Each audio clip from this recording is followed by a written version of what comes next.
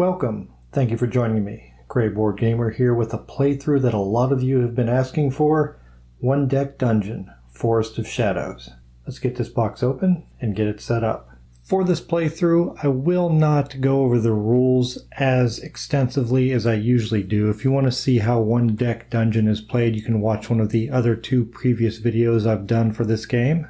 But I will try to remember anything that is new that pertains to Forest of Shadows. I will talk about that in detail. Also, I am only using cards from the Forest of Shadows game. I'm not mixing from the one deck dungeon base game set. You can do that, but for this playthrough I'm choosing not to. That way, if you do not own either game and you just want to purchase this one, this video will have you covered. The first steps are choosing a hero, and for this game I have chose to play the Druid. The Druid on the one player side begins with 1 strength, 2 agility, 4 magic, and 5 health. She has the transformation heroic feat that you can use in combat or peril encounters. It cannot be used during the boss fight. And her heroic feat allows her to spend 1 time to roll 1 strength or 1 agility, or spend 3 time to roll 2 strength or 2 agility. She also has her bird companion, Lilia, that may be used during combat encounters. Lilia's power allows her to swap the values of any 2 of your non-heroic dice. We'll place our Druid here on the game mat. We'll also place our turn reference. The dungeon I am choosing to play is the Smoldering Ruins dungeon, which is hard difficulty. We'll place our Smoldering Ruins card underneath our turn reference, so just floor number 1 is showing. Starting out in the Smoldering Ruins on floor number 1, all peril encounters have an armor 4 which must be completed, and all combat encounters have a magic of 4 and a strength of 2 which must be completed. Also in the Smoldering Ruins we have oppressive heat. When you explore, you have to exile 1 die. And when you exile a die, you choose one of the 4 die types, either strength, agility, magic, or heroic, and you remove that die from the die pool, and it is gone for the entire game. Before filming this playthrough, I played several games to build this character up. With my previous playthroughs, I chose base level characters that had no experience at all. So for this one, I decided to build her up strong enough to go into one of these hard level dungeons. We can take a look at her character card here, and I have all of the basic spots filled in. So she'll start the game with any 1 basic skill. And I chose, because she has so much magic available to her right away, the Piercing Blast, which she can use in combat encounters. She can spend 3 magic to reduce the difficulty of every armor box by 1. We'll place that under her character card, so we know that skill's ready to go. And this skill does not count towards the amount of skills that she can have. I also gain 1 extra health. So in place of starting with 5 health, I will begin with 6. And finally, I may have 1 extra skill or item. We'll place our level cards down the stack right here. We're starting at first level, and you can see that she can have 1 item or 2 skills. This extra ability means I can have 1 additional, and that would be 2 items and 2 skills, or 1 item and 3 skills. Additionally, I'll be using the aggression talents. In combat, I'm allowed to reroll 2 dice. In combat and peril, I can gain 2 strength, or 2 magic, or 2 agility. Right away, I get to roll a heroic die during combat encounters, and I get to reduce each large box by 1 during combat encounters. I'll take the 44 card encounter deck and give it a shuffle, and give the cards 1 final mix. With Forest of Shadows, you start with 1 basic potion identified and tucked under the Cure Potion on the turn reference. There are 4 to pick from, and for this playthrough I chose Aid, which can be used in combat or peril encounters, and if I use a potion then it increases 2 dice by 1 each. And we'll tuck that under our turn reference here as an identified potion. The Cure Potion in Forest of Shadows works a little different. You can heal 1 wound or 1 poison, and we will go over poison in more detail later. Anytime you use a potion effect or a potion effect is gained. Which means if I use a potion, so if I were to use this aid potion and increase 2 dice, that means I used a potion effect, and at that time I could heal a wound or a poison.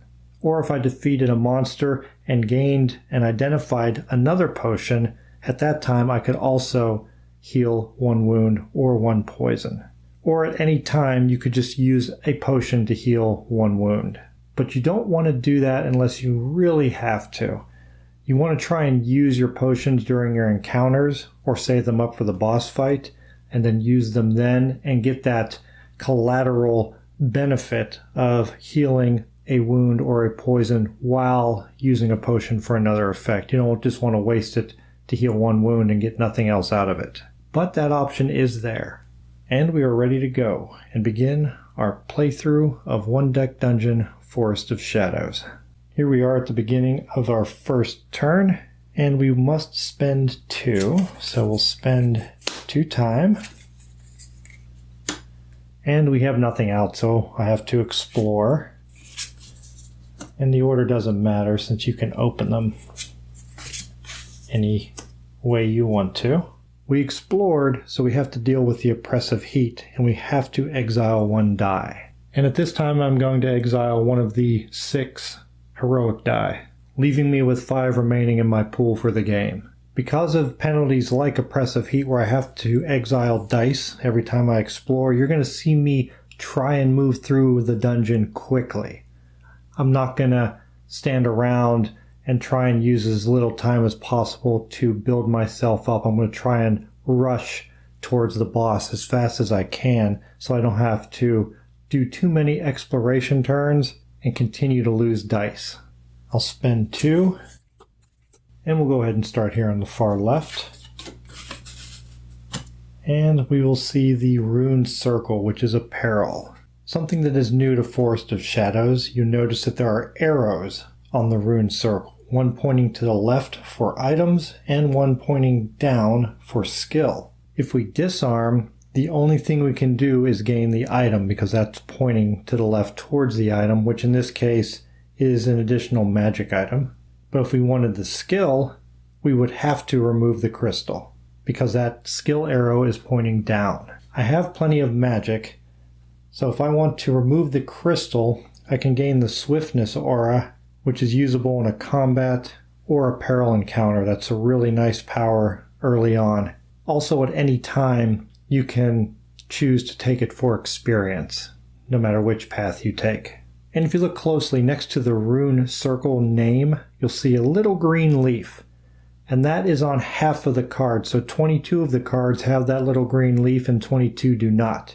And that comes into play for poison. And I'll explain that in more detail when we have to do a poison resistance check. In this case, I will choose to go in and try to remove the crystal from the Rune Circle. Seems kind of foolish, but this will also help me use up some time, even though I only have 1 strength here to start with. I've chosen to go in and try and remove the crystal, but before I do so, I will choose to use my heroic feat. I'll use my transformation and spend 3 time in order to gain 2 strength. I'll give him a roll. And we got a 4 and a 5. That's a really good start. We'll place them in the dice pool. Now we'll gather our dice. We only have the 1 strength, so we get 1 die. And we'll give that a roll. And gain a 6. Excellent. Place that in the pool. I could use my aggression to gain a strength of 2 here, but I don't think I'm going to need anything. Because I can play my 4 on the armor box here, and 11 is plenty to cover the 9. At this time we would suffer any consequences. We have all the boxes covered, so we can just take our dice off and claim our loot, and we will take this as a skill and gain that swiftness aura. We'll spend 2 more at the beginning here of our next turn, and we'll choose to open this room and we'll see a knoll. This knoll would allow us to gain a strength if we decide to go in, or we could take the power adept, spend 2 magic, which is a really easy to use power because the druid has so much magic. Plus I could gain a magic of 2 with my aggression and just use it immediately to roll a strength and agility die and discard one of them. I don't have a lot of strength or agility here, and that's what I need against this gnoll. But we do have a lot of powers thanks to our aggression.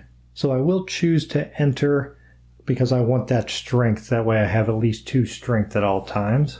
I do want to move rapidly through this dungeon, so I will choose to use my heroic feat again and spend 3 time. And again I will gain 2 strength. Roll the dice. A 5 and a 1. Not great. Rolling a 1, but we'll see what we can do with it.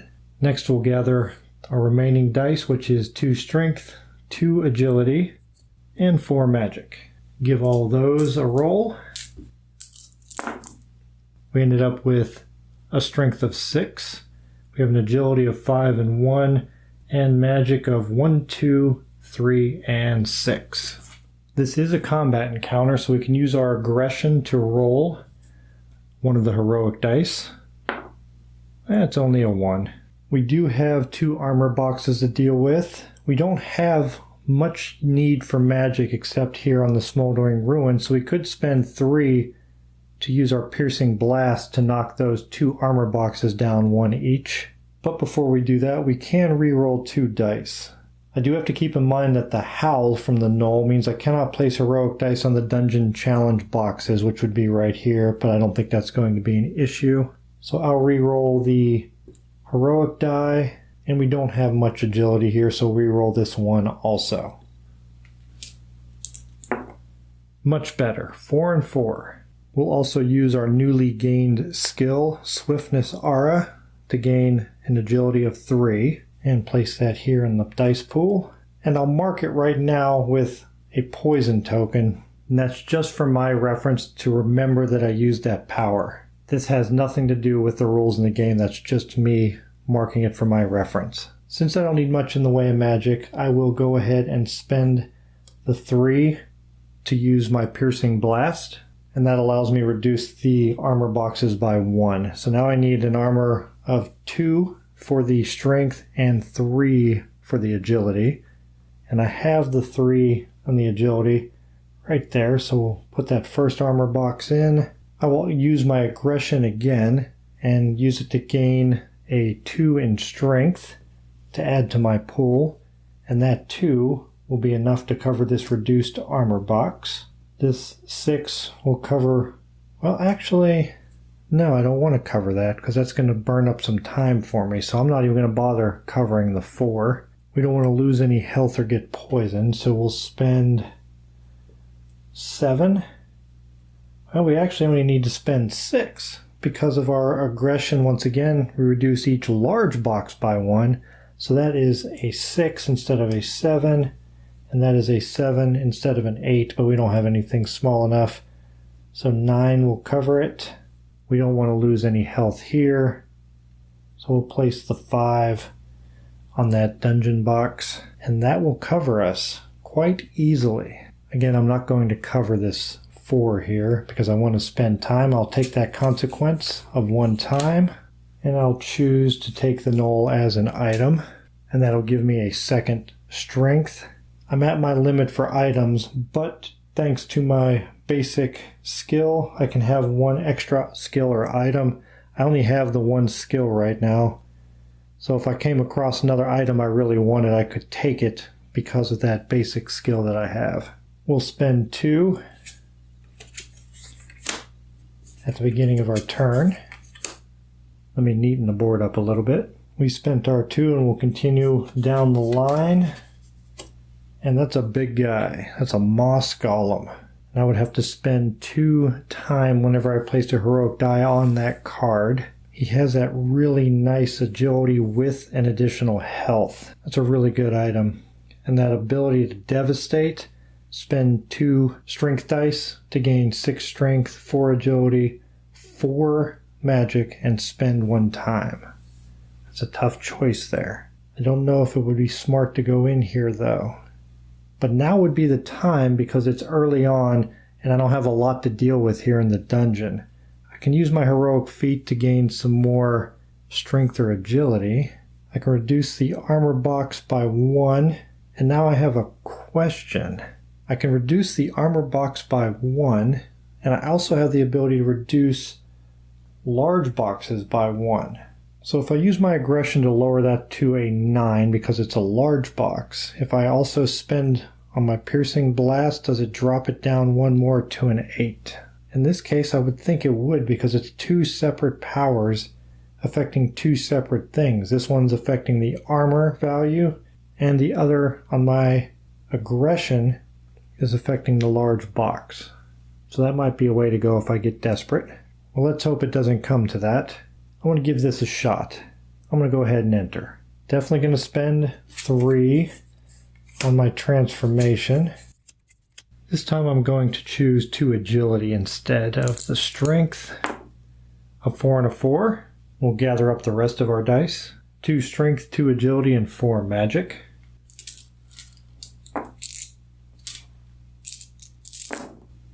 Ooh, that doesn't look that good. We got a agility of 4 and 1, magic 1, 2, 3, 6, and a 6 and a 1 in agility.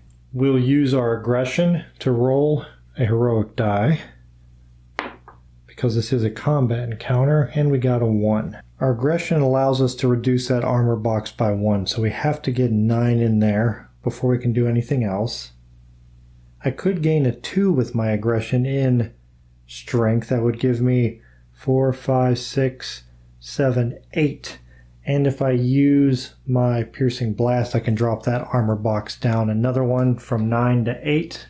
And I also get the benefit of placing this heroic die there, which will take off 2 more time, which is exactly what I want. But I can also swap dice with Lilia. Before I do that, I'm going to use my swiftness aura to gain another 3 in agility. But I can still reroll 2 dice. And I need to fill that armor box, so I'll reroll the heroic die and the strength die. Well, that didn't turn out good on the heroic, but we got 4 in strength, and that's going to really help out. So I'm not going to cast Piercing Blast, which means I'll need 9, and I'll use my 2 4s and the 1. Because there are no other big boxes, I couldn't use the 1 anywhere else anyway. We'll spend 2 time because we put a heroic die on the Moss Golem's card. And now we need to get to work on the other boxes so we don't take damage. We'll place this 6 there on the magic. And we'll place the 4 up top so we don't take those 2 wounds. We do have a 6 here to cover that wound. We'll use our aggression to gain a 2 in strength, and we'll take that 2 and place it here on the dungeon box. And now we have a 5 to deal with agility. We already re-rolled dice, we already used that, we rolled our heroic. We don't have any abilities left that are going to help us on our aggression. Did this have to be a 6? Yes, it did. Okay. I don't want to use a potion this early, especially since I don't have any wounds or poison on me. Using a potion to increase dice would give me no extra benefit over here, and I don't have any wounds yet.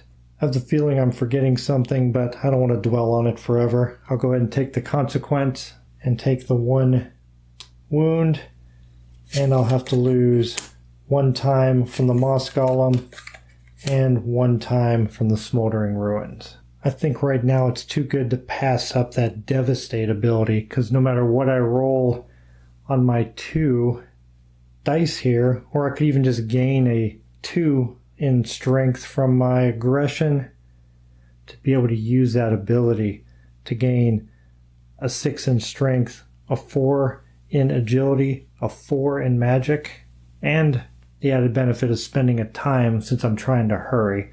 So I'm going to take that as a skill. Everything's going smooth so far, but I am on the first floor. I do want to concentrate on getting some experience so I can get that encounter die by going up to level 2. Let's go ahead and spend our 2 time. And before I enter there, I want to explore, because there's no way I'm going to get through all of this before I have that encounter there and have to explore again. And right now I don't have any poison, and that's important. If we look on the poison reference, you can see at the end of an explore turn, the party must resist poison.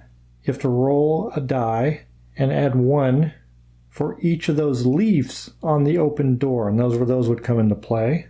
If the total is greater than the number of poison tokens on the heroes, you succeed. That's why I want to explore now, because I don't even need to make that roll because I have no poison on me. And that's why I didn't do a poison check at the beginning of the game, because I didn't have any poison on me there either. So I'll choose to explore, even though I didn't have a fully empty dungeon. No poison check necessary, but the oppressive heat is going to make us lose another die. Right now I'm using 2, 2, and 4. I can gain all those items there with the Devastate. I can gain a agility.